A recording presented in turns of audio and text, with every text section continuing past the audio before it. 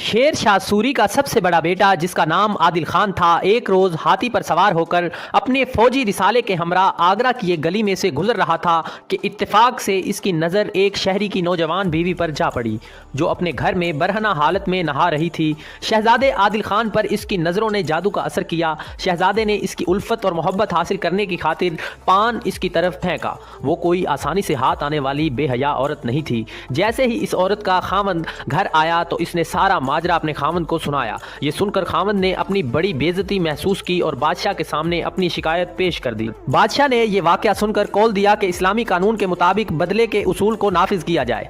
ये फैसला सुनकर शिकायत करने वाले शहरी ने बादशाह से कहा उसे उसका हक मिल गया है और मैं आपके इंसाफ से मुतमईन हो गया हूँ। चुनाचा इसकी पुरजोर इल्तिजा पर इस मामले को रफा दफा कर दिया गया। शेर शाह सूरी के खुशहाल दौर में आगरा में इस किस्म का इंसाफ बरता जाता था।